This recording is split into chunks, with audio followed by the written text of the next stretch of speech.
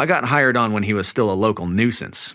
I went off looking for him, and at some point, he circled around and hit the town I'd been hired in. The garrison with my contract? Nothing left. Most of the people in charge didn't even know I existed after that. Truth be told, I'd replayed that part of the journey in my mind 1,000 times. It haunted me. At some point, right there in the beginning, I must have passed him on the road. Gods and furies. And then you just, what, chased him down anyway? Ivy asked. I shrugged again. Gustav pursed his lips, thoughtful. Ivy's jaw dropped, her aquaphobia briefly forgotten. But why? She asked. Why do that to yourself? I squirmed a little, uncomfortable with the scrutiny.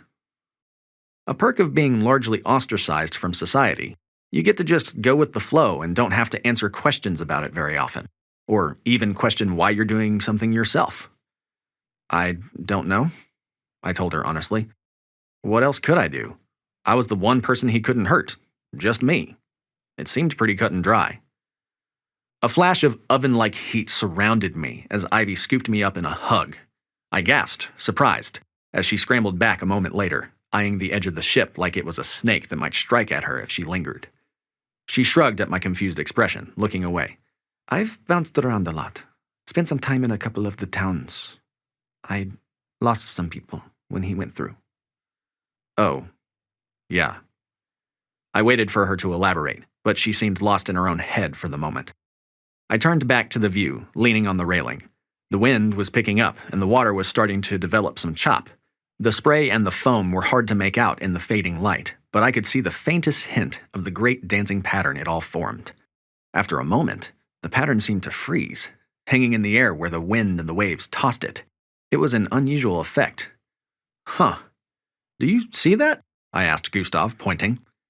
He didn't respond. I turned to find him standing much as he had been before, face pensive, quizzical.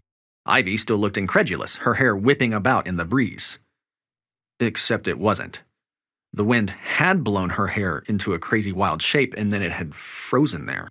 Neither she nor Gustav moved a muscle. Not one hair on their heads twitched. The waves had stopped moving. The noises of the deck, of the sea, had all faded to a halt.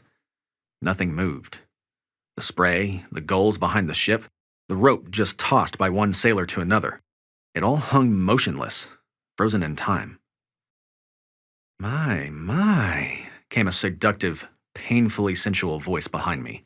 You've rendered them all speechless. My breath caught in my chest. When I'd last heard that voice, it had led to a showdown with the necrophage, a ghastly character on par with the burned one in his own way. And the voice's owner, my client, had haunted my dreams afterward more than either of them. A low, pitiful moan escaped my lips, an involuntary reflex. Every bone in my body screamed, "Run! Run, you blighted fool!" But I knew it was pointless. I forced myself to turn, to look at her. There was only one word racing through my head, ricocheting, growing louder as my panic increased.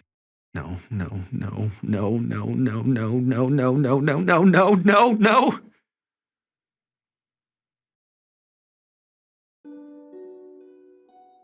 This is C.D. Corrigan.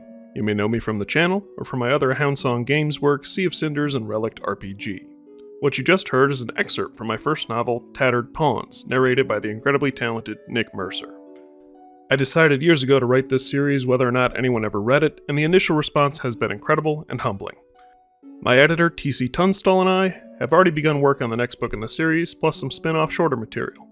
And if you've been following along with the development of relictrpg, you'll notice a good bit of the book's DNA in that project as well, including the ability to play as an Endmage and several other game features inspired by the novel's setting. Tattered Pawns launched in October and is available worldwide in paperback, hardcover, and ebook formats. As I record this, the audiobook is complete and processing, and we expect it to go live on Amazon, Audible, and iTunes by January 7th, 2023, if not sooner. Nick is available for narration and voice work, and I've included his information below with my heartfelt recommendation.